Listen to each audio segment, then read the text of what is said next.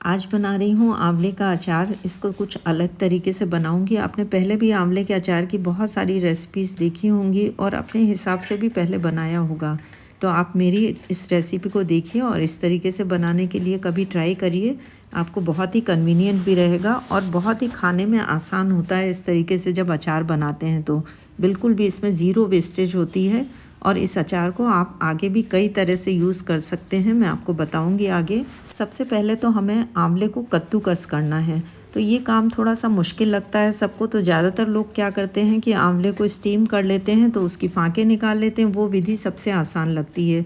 ये थोड़ा सा मुश्किल काम लगता है, लेकिन यकीन मानिए जब आप इस तरीके से अचार बनाएंगे तो अचार का टेस्ट बहुत ही अच्छा आएगा। तो ये देखिए, यहाँ पर हमने करीब 1 किलो आंवले को इस तरीके से ग्रेट कर लिया है। बारीक ही ग्रेट किया है इसको। अब इस आंवले को एक अलग बोल में निकाल देते हैं। इसके बाद में हम बाकी की चीज़ों को भी ग्रेट करेंगे। तो इसको इस तरीके से अलग एक बोल में निकाल देते हैं। इसका आंवले का जो जूस है वो इसी में रखना है, निचोड़ना नहीं है बिल्कुल भी। इस तरीके से पूरा आंवला जो भी है वो एक बोल में निकाल देना है। इसी बर्तन में हम आगे की भी अपनी जो चीज़ें कद्दूकस करने की हैं वो इसी बर्तन को यूज़ करके करेंगे। तो इसके लिए यहाँ पर एक बड़ा सा हल्दी का टुकड़ा ले लिया है मैंने, उसको अच्छी तरीके से पील कर लिया है और इसको कद्दूकस कर लेंगे। आप अंदाज से ले सकते हैं, हल्दी और अदरक दोनों ही, जितना भी आपको टेस्ट समझ में आए उसी तरीके से ले लेंगे। इसमें हम गार्लिक का बिल्कुल भी यूज़ नहीं कर रहे हैं, बस हल्दी और अदरक डालेंगे। तो हल्दी को कद्दूकस करने के बाद में अब इसी में हम अदरक को भी इसी तरीके से कद्दूकस कर लेंगे। अदरक भी अपने टेस्ट के अनुसार कर लीजिए। ये देखिए, इस तरीके से हल्दी कद्दूकस कर ली हमने। अब इसी में अदरक भी कर लेंगे। अदरक को भी इस अच्छी तरीके से वॉश कर लिया है, क्योंकि मिट्टी काफ़ी होती है, उसका छिलका उतार लिया है और तब इसको कद्दूकस कर लिया है। आप चाहें तो इसमें लहसुन भी मिला सकते हैं, लेकिन मेरा मानना यह है कि हल्दी का और अदरक का दोनों का टेस्ट इतना स्ट्रॉन्ग होता है कि उसमें लहसुन मिलाने से इनका टेस्ट थोड़ा बैठ जाएगा। तो इसमें आप लहसुन ना डालें तो ही अच्छा है। अब इनको अच्छी तरीके से निकाल लेंगे। बस हमारा मेन काम हो गया है, अब कुछ भी ज़्यादा काम बचा नहीं है। तो मेन काम यही होता है कद्दूकस करने वाला। इस तरीके से जब अचार बनाते हैं ना तो इसमें ऑयल बहुत कम लगता है और ये कभी भी ख़राब नहीं होता। आप इसको 2 साल से 5 साल तक कभी भी रखिए, ये कभी भी ख़राब नहीं होता है और इसको आप हमेशा एंजॉय कर सकते हैं। चलो अब मिलाते हैं इसमें अपने बेसिक से मसाले। तो यहाँ मसाले मैं अपने टेस्ट के अनुसार डाल रही हूँ। आप जो भी मसाला कम या ज़्यादा करना चाहें वो डाल सकते हैं। नमक डाल दिया है मैंने। अब इसमें डाल रही हूँ राई। तो नमक, राई और लाल मिर्च हम एक बराबर की मात्रा में डाल रहे हैं। यहाँ पर तीनों चीज़ें 50-50 ग्राम हैं। और इसमें डाल रही हूँ सौंफ का पाउडर। सौंफ का पाउडर भी ऑलमोस्ट सेम ही क्वांटिटी में डाला है।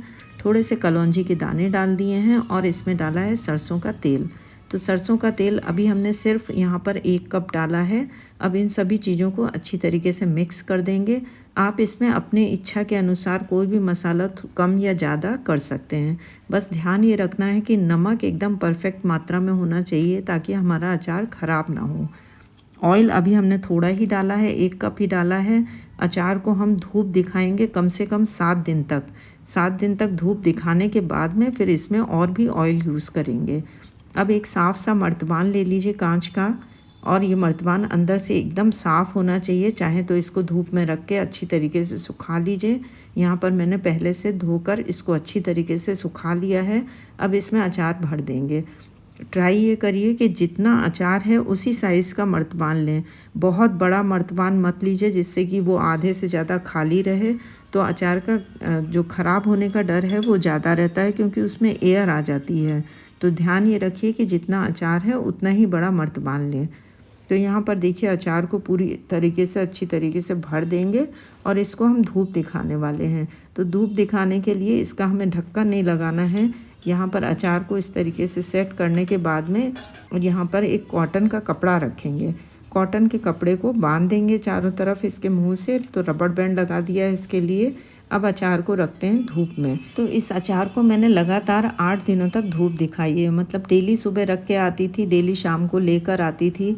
तो आज 8वां दिन है। 8 दिन के बाद में देखते हैं इस अचार का क्या हाल है।